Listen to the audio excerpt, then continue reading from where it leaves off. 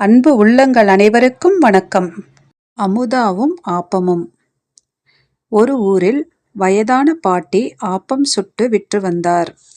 தினமும் அமுதா அந்த பாட்டியிடம் ஆப்பம் வாங்குவாள்.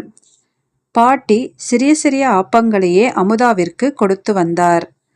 மற்றவர்கள் வந்து வாங்கும்போது பெரிய ஆப்பமாக கொடுப்பார்.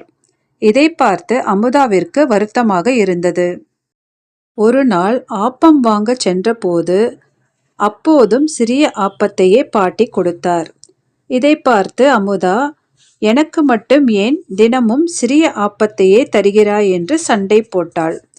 அதற்கு பாட்டி, நீ சிறிய பெண், அதனால்தான் உனக்கு சிறிய சிறிய ஆப்பத்தையே தருகிறேன். பெரிய ஆப்பம் கொடுத்தால் உன்னால் அதை பத்திரமாக எடுத்துச் செல்ல முடியாது என்றார். அமுதா பதில் எதுவும் பேசாமல் திரும்பிச் சென்றாள். மறுநாள் வழக்கம் போல அமுதா ஆப்பம் வாங்க பாட்டி கடைக்கு சென்றாள். எப்போதும் போல பாட்டி சிறிய சிறிய ஆப்பத்தையே கொடுத்தார். அமுதா ஆப்பம் வாங்கி கொண்டு அதற்கு சில்லறை காசுகளாக கொடுத்தாள்.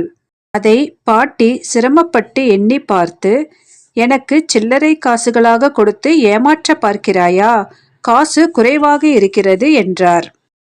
நான் சிறிய பெண், என்னால் தூக்க முடிந்த அளவுக்குத்தான் சில்லறை காசு கொண்டு வந்தேன். மீதி சில்லறை நாளை கொண்டு வந்து தருகிறேன் என்றாள்.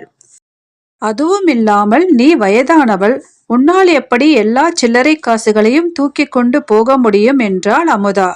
பாட்டி மௌனமானார்.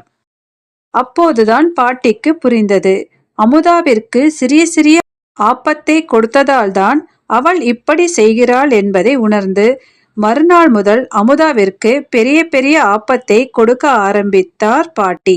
நன்றி, வணக்கம்.